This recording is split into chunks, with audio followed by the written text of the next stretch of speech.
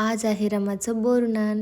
Good morning friends. तर सकाळी सकाळी रमाबाळाला नेलं होतं वरती टेरेसला जरासं ऊन दाखवायला. तर ते बघा कसं खेळत होतं चटेवरती. आणि हे छोटंसं डेकोरेशन पण आम्ही केलं होतं वरती.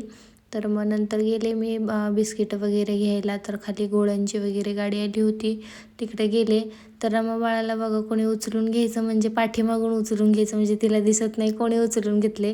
नाहीतर तिला कळालं ना कोणी उचलून घेतले तर रडत बसती. तर इकडे बघा चिल्लर पार्टीसोबत खेळणं चाललं होतं रमाचं.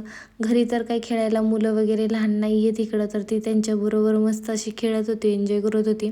तर आम्ही वाट बघत होतो माऊची आणि आजीची. तर माऊ आणि आजी आली होती रमाची. तर त्या दोघी रमाला घेऊन वरती गेल्या आणि नंतर मी पण गेले मागे त्यांच्या. तर इकडे रमाबाळाची सगळेजण वाट बघत होतं. तर रमाबाळ कुठे गेले बघायचं आहे का तुम्हाला? सगळे इकडे डेकोरेशन वगैरे सगळं रेडी आहे आणि रमाबाळ झोपली आहे. आणि तिला इतकी झोप आली होती. दिवसभर मी तिला झोपवते तर अजिबात झोपत नव्हती. आणि बरोबर बोरनानच्या टायमिंगला ती झोपली होती. सगळ्यांना मी टायमिंग सांगितलं होतं की 7 वाजता सगळ्यांनी या म्हणून. आणि रमाबाळच झोपलं होतं. रांगोळी छान अशी तिच्या श्रुतीमाऊनी काढली होती. मस्त असं रमाची बोरनान लिहिलं होतं आणि छान डेकोरेशन वगैरे पण केलं होतं. मग रमाबाळाला शेवटी आम्ही जबरदस्ती उठवलं, तिला हेअरबेल्ट लावला मस्तपैकी आणि तयार केलं.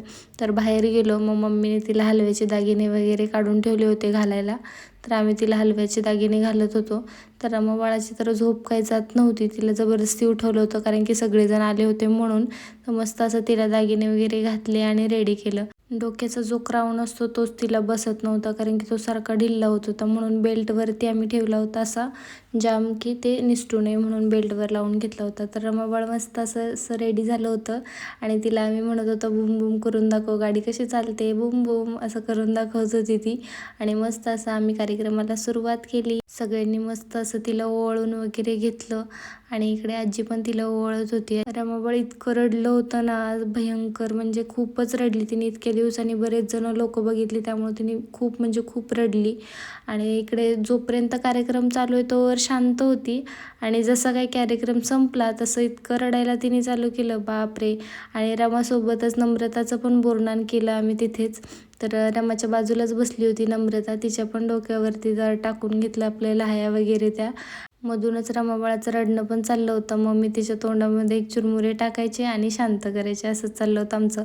तर इकडे सगळा पसारा चाललाच होता आणि सगळ्यांची घाई चाललेली रमासोबत फोटो काढायची. आणि मग फोटो वगैरे काढून झाल्यानंतर जेवण वगैरे झालं आणि त्यानंतर माऊ आणि आजी सगळेजण चालले होते गावाला. आणि रमाची आजी पण चालली गावाला कारण की गावाला जरा इमर्जन्सी आल्यामुळे सगळेच गावाला निघालेत. आणि दिवसभर रडून हे बघा रात्रीचं कसं खेळणं चाललंय रमाबाळाचं. मामाने मस्त अशी मच्छरदाणी लावून दिली, मग आम्ही झोपलो.